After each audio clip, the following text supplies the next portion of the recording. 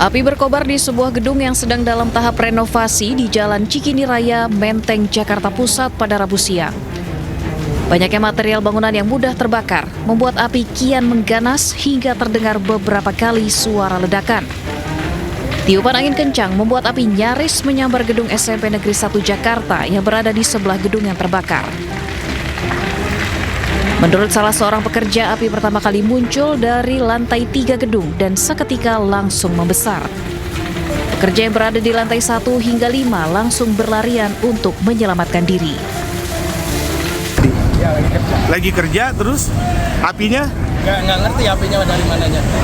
Tiba-tiba gimana? Banyak asap aja. Banyak asap. Itu dari yang kebakar awalnya dari yang lantai berapa, Pak? Lantai 3. Penyebabnya? Ya, belum ketahuan. Lagi pada kerja pada saat itu? Lagi pada kerja. Tapi nggak tahu tiba-tiba asap. Ya, banyak asap. Soalnya asap kita kan beda-beda pegangan, Pak. Kita nggak tahu. Belum diketahui pasti penyebab kebakaran, namun hingga berita ini diturunkan, petugas damkar masih berupaya menjinakkan api serta melokalisir titik api agar kebakaran tidak meluas. Dari Jakarta, Rani Sanjaya, iNews melaporkan. Pemirsa, hingga kini kawasan kaldera Gunung Bromo di area Kabupaten Probolinggo masih terbakar. Petugas gabungan terus berupaya memadamkan api agar tidak terus meluas. Tim gabungan dari TNBTS, relawan BPBD Kabupaten Probolinggo terus berupaya menjinakkan lahan savana yang terbakar di Gunung Bromo. Petugas memadamkan api dengan alat gebyok dan water spray. Lahan kering dan angin kencang diduga pemicu api terus menjalar. Wisata Taman Nasional Bromo Tengger Semeru pun tutup dari arah Malang dan Lumajang. Belum bisa dipastikan berapa luas lahan yang terbakar sejak Senin sore lalu.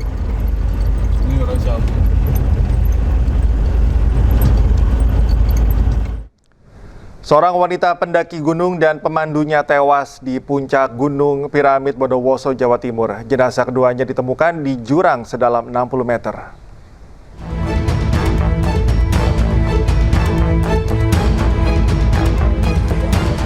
Tim SAR gabungan menemukan jasad wanita pendaki gunung bernama Malia Findah, 51 tahun warga Wonokromo, Surabaya, dan seorang pemandu lokal bernama Ervan, 35 tahun warga desa Traktakan, Kecamatan Wonosari.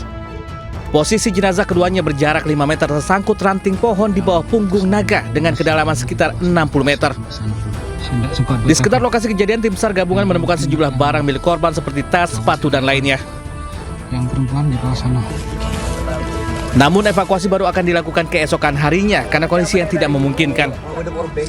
Turun ke titik di mana tempat TKP korban ditemukan, kemudian kita lakukan pembungkusan terhadap korban. Selanjutnya karena situasi kondisi di atas tidak memungkinkan untuk pelaksanaan evakuasi akan dilaksanakan pada besok pagi bersama dengan tim dari Basarnas, BPBD. Sebelum mendaki pada Minggu pagi, kedua korban sempat menitipkan sepeda motor di rumah warga.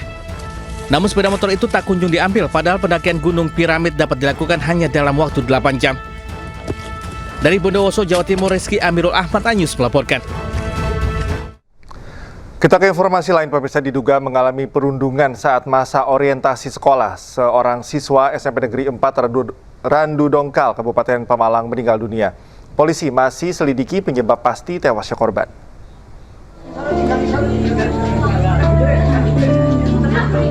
Suasana duka menyelimuti rumah duka AA 14 tahun, siswa kelas 7 SMP Negeri 4 Randu Dongkal, Kabupaten Pemalang. Korban yang baru sekitar 1 bulan menempuh pendidikan di sekolah tersebut meninggal dunia Minggu malam setelah sempat menjalani perawatan di Rumah Sakit Mardatila. Pihak keluarga menduga AA menjadi korban perundungan yang terjadi saat kegiatan masa orientasi sekolah atau MOS. Dugaan tersebut kini masih didalami aparat kepolisian. Jenazah telah dibawa ke rumah sakit untuk proses otopsi guna mengetahui penyebab pasti kematian korban. Otopsi bersama dengan Bidokes Polda Jatim, dan untuk hasil dari otopsi nanti akan kami rilis lebih lanjut dari hal ini, karena kami juga dalam proses penyelidikan dan Sejumlah saksi telah diperiksa, namun petugas masih menunggu hasil resmi otopsi menjadi dasar untuk melakukan tindakan selanjutnya. Dari Pemalang, Jawa Tengah, Suryono Soekarno melaporkan. Pemirsa, geger, mayat pria termutilasi ditemukan dalam karung di Pancoran Mas, Depok, Jawa Barat. Sadis, kondisi jasad hanya separuh badan dengan tangan terikat.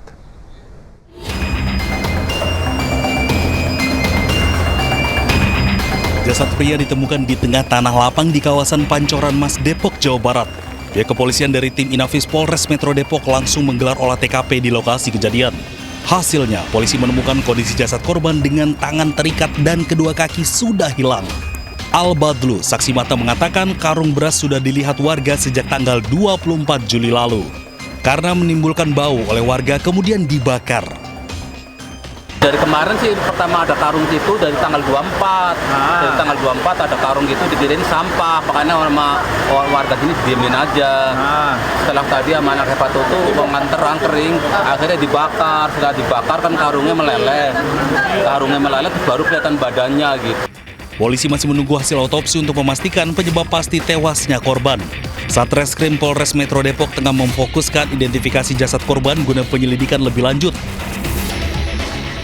Sebagian tubuh dari korban itu tidak ditemukan di TKP, namun kami masih melakukan penyelidikan. Ada luka luar bang seperti leher, lukanya di luar. Itu nanti akan dapat kami jawab setelah proses otopsi yang kami lakukan bersama tim dokter forensik di rumah sakit. Pihak kepolisian menghimbau kepada warga yang kehilangan anggota keluarganya untuk melapor ke pihak kepolisian. Dari Depok, Jawa Barat, Yung Rizky, iNews melaporkan. Pemirsa, petugas gagalkan penyelundupan narkoba dari Malaysia melalui Bandara Internasional Juanda, Surabaya. Pelaku, seorang warga negara Malaysia, menyembunyikan 990 gram sabu dan lebih dari 1.000 pil ekstasi dalam korset.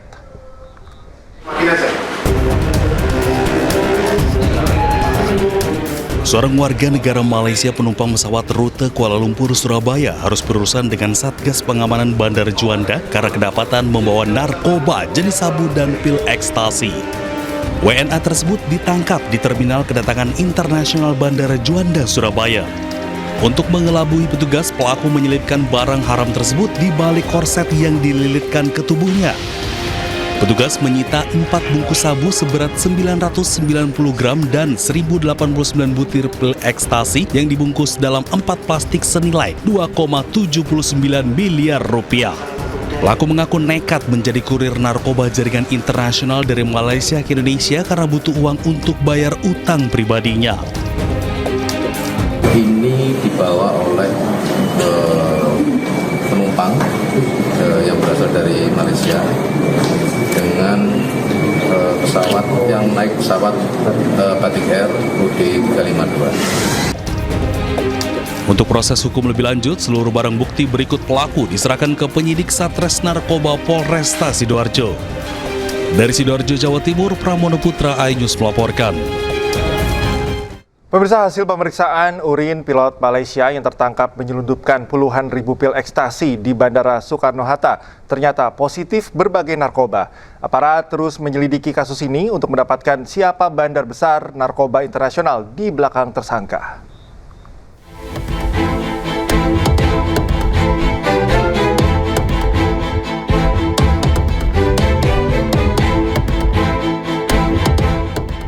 MS pilot Malaysia ini ditangkap saat tiba di Bandara Soekarno-Hatta menggunakan penerbangan Kuala Lumpur, Jakarta. Saat pemindaian X-ray, petugas Bea Cukai mencurigai isi koper pilot maskapai asing ini.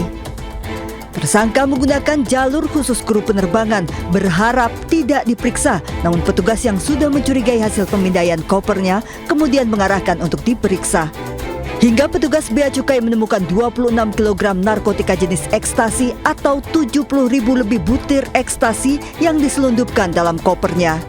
Penyidik juga menemukan 4 gram sabu yang diduga digunakan untuk keperluan pribadi tersangka. Tak hanya itu, tersangka ternyata juga menyiapkan botol plastik kecil berisi urin cadangan yang akan digunakan untuk memalsukan tes urin. Dari hasil tes urin pilot Malaysia ini ternyata positif berbagai macam narkoba yang sudah biasa dikonsumsinya sejak lama.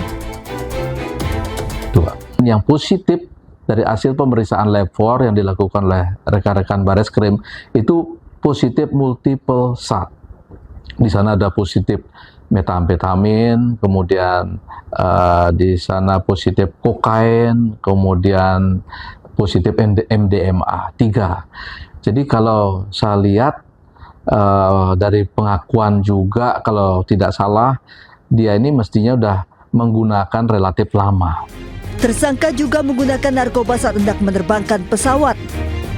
Aparat sudah berkoordinasi dengan polisi di Raja Malaysia maupun Custom Bea Cukai Negara Malaysia. Kami pernah mendapatkan case sebelumnya itu dibawa oleh pramugari, tapi jumlahnya sedikit. Ini kemungkinan adalah pemakai, ya, bukan pengedar. Pemakai mereka masukkan di dalam bawaan mereka. Tapi untuk pengedar, apalagi dengan jumlah besar seperti yang kejadian kemarin, ini baru sekali dalam catatan kami. Tersangka diduga bagian dari jaringan narkotika internasional karena mengaku sudah 3 kali membawa narkotika ke Indonesia. 2 kali tujuan Jakarta dan 1 kali tujuan daerah lain. Tersangka kini terancam hukuman mati. Dari Tangerang, Banten, Hasnugara, iNews melaporkan.